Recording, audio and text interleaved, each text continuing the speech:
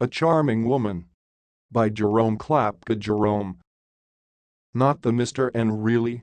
In her deep brown eyes there lurked pleased surprise, struggling with wonder.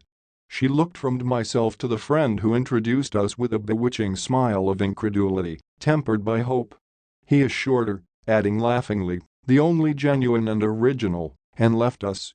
I've always thought of you as a staid, middle-aged man, she said, with a delicious little laugh, then added in low soft tones, I'm so very pleased to meet you, really. The words were conventional, but her voice crept round one like a warm caress. Come and talk to me, she said, seating herself upon a small settee and making room for me. I sat down awkwardly beside her, my head buzzing just a little, as with one glass too many of champagne. I was in my literary childhood. One small book and a few essays and criticisms, scattered through various obscure periodicals, had been as yet my only contributions to current literature. The sudden discovery that I was the Mr. Anybody, and that charming women thought of me and were delighted to meet me, was a brain-disturbing thought. And it was really you who wrote that clever book, she continued, and all those brilliant things in the magazines and journals. Oh, it must be delightful to be clever. She gave breath to a little sigh of vain regret that went to my heart. To console her, I commenced a labored compliment, but she stopped me with her fan. On after reflection I was glad she had. It would have been one of those things better expressed otherwise. I know what you are going to say, she laughed, but don't. Besides, from you I should not know quite how to take it. You can be so satirical. I tried to look as though I could be, but in her case would not. She let her ungloved hand rest for an instant upon mine. Had she left it there for two, I should have gone down on my knees before her, or have stood on my head at her feet, have made a fool of myself in some way or another before the whole room full. She timed it to a nicety. I don't want you to pay me compliments, she said, I want us to be friends.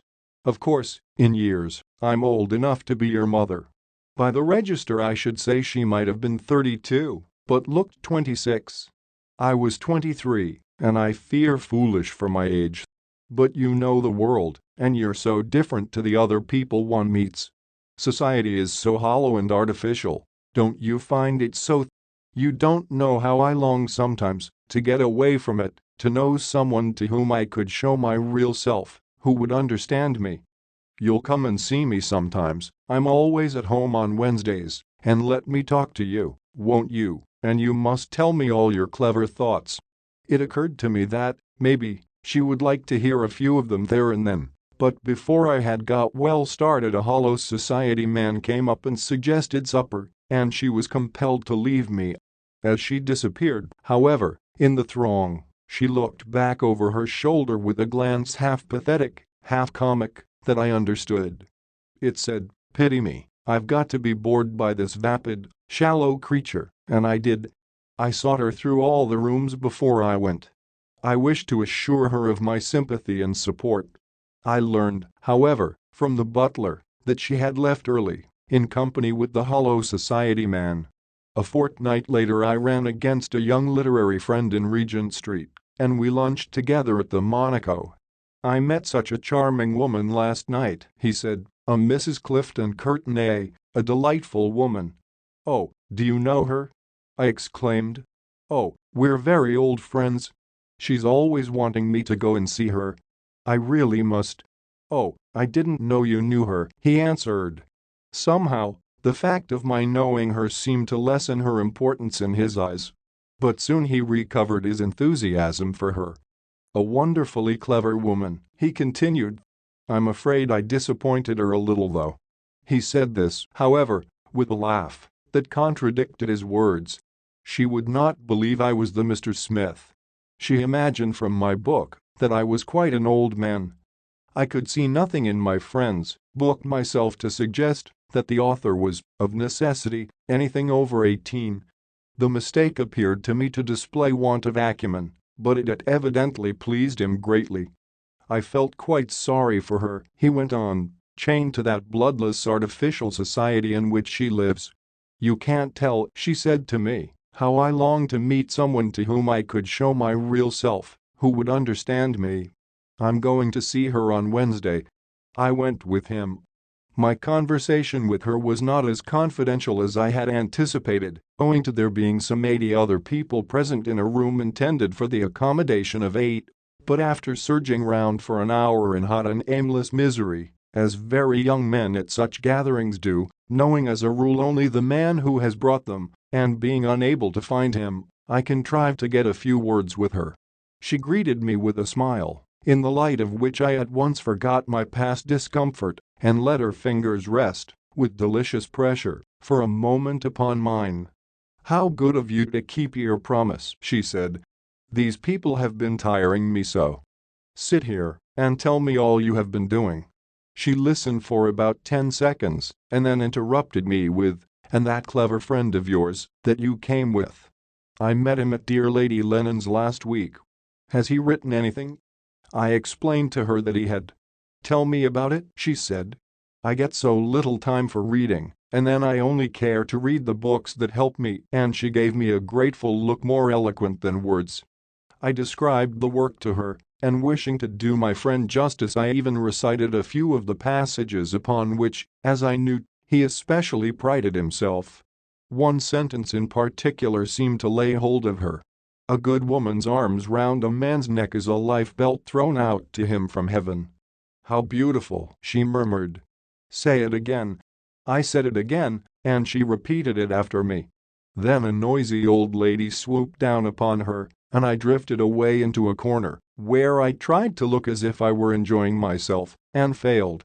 Later on, feeling it time to go, I sought my friend, and found him talking to her in a corner. I approached and waited. They were discussing the latest East End murder. A drunken woman had been killed by her husband, a hard-working artisan, who had been maddened by the ruin of his home. She was saying, "What power a woman has to drag a man down, or lift him up." I never read a case in which a woman is concerned without thinking of those beautiful lines of yours, "A good woman's arms round a man's neck is a life-belt thrown out to him from heaven." Opinions differed concerning her religion and politics. Said the Low Church parson, an earnest Christian woman, "Sir, of that unostentatious type that has always been the bulwark of our church. I am proud to know that woman, and I am proud to think that poor words of mine have been the humble instrument to wean that true woman's heart from the frivolities of fashion, and to fix her thoughts upon higher things. A good churchwoman, sir, a good churchwoman, in the best sense of the word," said the pale aristocratic-looking young abbé to the Comtesse, the light of old-world enthusiasm shining from his deep-set eyes. "I have great hopes for our dear friend. She finds it hard to sever the ties of time and love. We are all weak, but her heart turns towards our Mother Church as a child, though suckled among strangers, yearns after many years for the bosom that has borne it. We have spoken, and I, even I, may be the voice in the wilderness leading the lost sheep back to the fold," said Sir Harry Bennett, the great theosophist lecturer, writing to a friend, a singularly gifted woman, and a woman evidently thirsting for the truth. A woman capable of willing her own life. A woman not afraid of thought and reason, a lover of wisdom. I have talked much with her at one time or another, and I have found her grasp my meaning with a quickness of perception quite unusual in my experience, and the arguments I have let fall, I am convinced, have borne excellent fruit. I look forward to her becoming, at no very distant date, a valued member of our little band. Indeed, without betraying confidence, I may almost say I regard her conversion as an accomplished fact. Colonel Maxim always spoke of her as a fair pillar of the state. "With the enemy in our midst," said the florid old soldier, "it behoves every true man, and every true woman, to rally to the defense of the country, and all honor, say I, to noble ladies such as Mrs. Clifton Courtenay, who, laying aside their natural shrinking from publicity, come forward in such a crisis as the present, to combat the forces of disorder and disloyalty now rampant in the land." But, some listener would suggest, I gathered from young Jocelyn, that Mrs. Clifton Courtenay held somewhat advanced views on social and political questions. "Jocelyn," the colonel would reply with scorn, Ha! There may have been a short space of time during which the fellow's long hair and windy rhetoric impressed her. But I flatter myself I've put my spoke in Mr. Jocelyn's wheel. Why, damn, sir, she's consented to stand for Grand Dame of the Bermondsey branch of the Primrose League next year. What's Jocelyn to say to that, the scoundrel? What Jocelyn said was, I know the woman is weak. But I do not blame her, I pity her. When the time comes, as soon it will, when woman is no longer a puppet, dancing to the threads held by some brainless man, when a woman is not threatened with social ostracism for daring to follow her own conscience instead of that of her nearest male relative, then will be the time to judge her. It is not for me to betray the confidence reposed in me by a suffering woman, but you can tell that interesting old fossil, Colonel Maxim, that he and the other old women of the Bermondsey branch of the Primrose League may elect Mrs. Clifton Courtenay for their president and make the most of it. They have only got the outside of the woman. Her heart is beating time to the tramp of an onward marching people. Her soul's eyes are straining for the glory of a coming dawn. But they all agreed she was a charming woman,